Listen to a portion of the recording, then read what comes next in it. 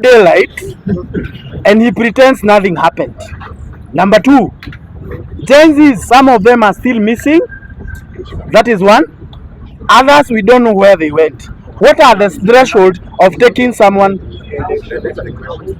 as a lawyer to ICC? Because I was speaking to another lawyer, and they said for you to have a case at the ICC, at least 1,000 people would have to die for it to meet its threshold.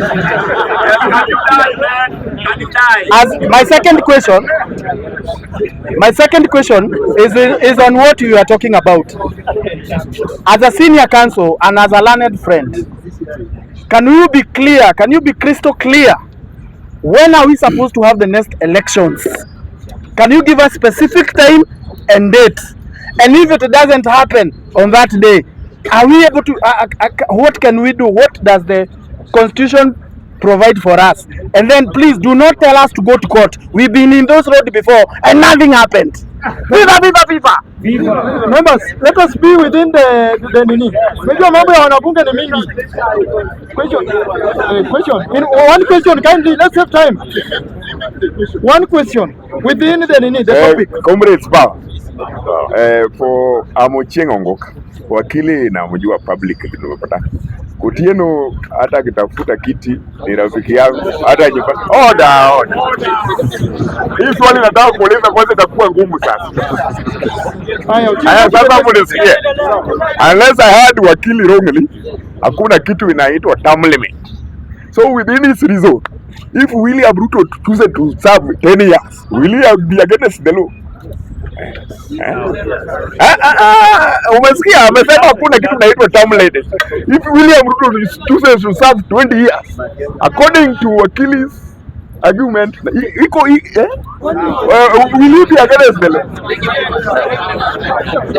Swali la pili. What is it? I'm not here to believe you. Within amesikia ile nimesema. The second question, obviously iko shida na mambo ya August na what falls within the overlook ilifanyika wakati wanaandika katiba. What is the way forward? Kwa sababu kama wakili anasema kuna term ya 5 years, it means he can serve for less or even 100 years and he will not be against the law. Thank you very much. Two more questions. Your question? Yes. Thank you, Mr. Speaker, sir. My question is just one. First, actually, it is one that is in steps. Number one, is this issue of debt a basic structure in the Constitution? And then, on that note, when we talk about the 5th year, do we start counting the 5th year from the day election was done or from the day the president was sworn in as a president? Thank you very much. Last more question, come. Last more question. Within the topic. Draw near.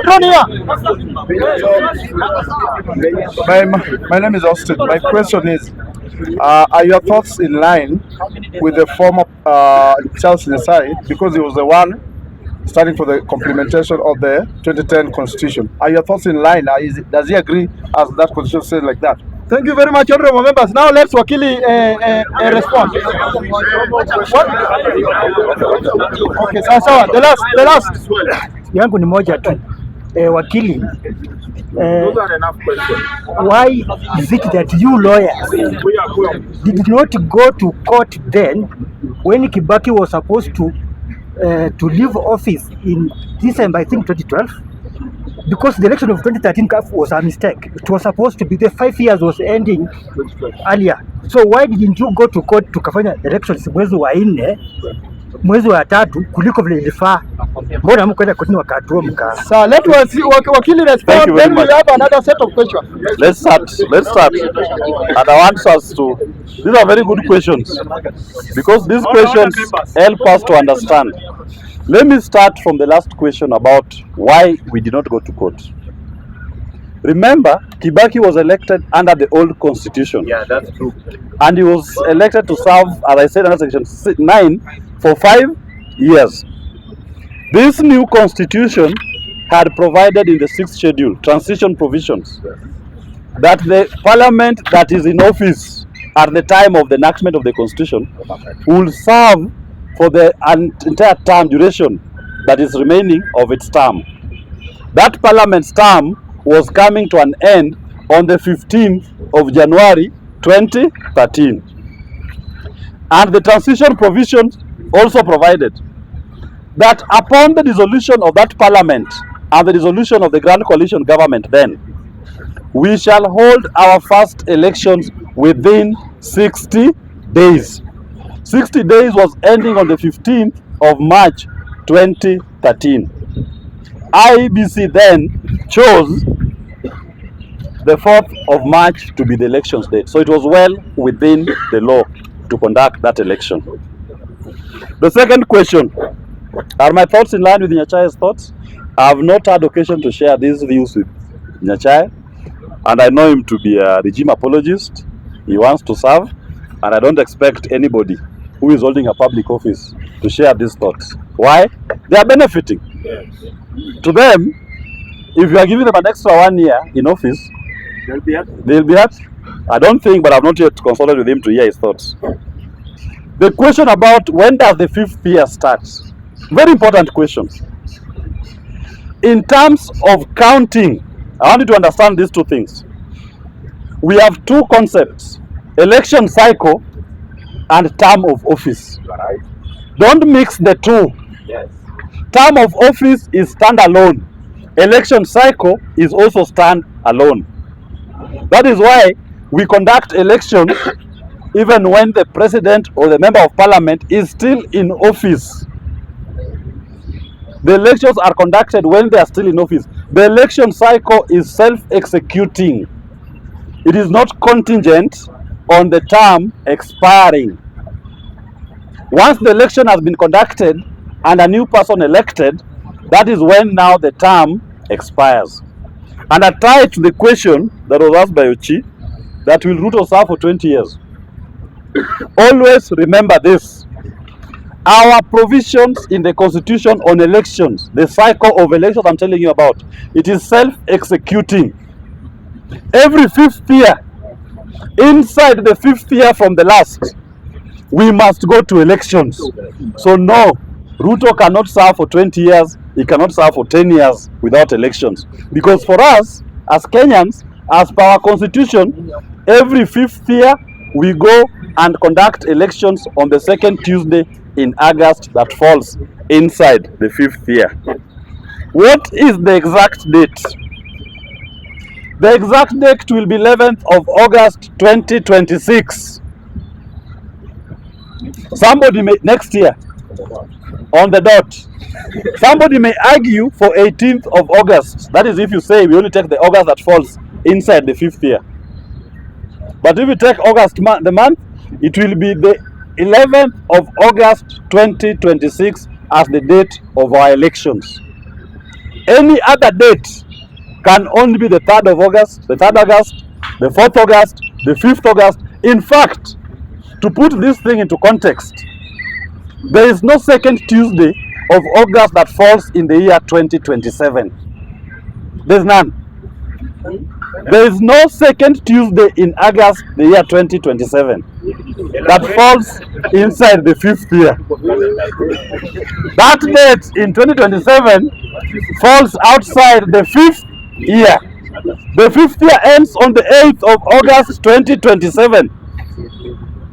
There is no 2nd Tuesday in that period. Okay? There is no period. Remember, your cutoff date is the 8th of August 2027. Anything outside 8th of August 27 is now in the 6th year.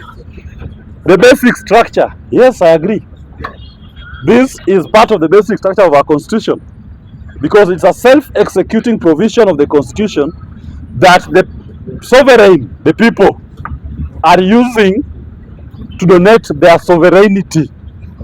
That is why it is important that our constitution did not convolute the basic structure together with the term of office. It is a self-executing mechanism for the people to go and conduct their elections.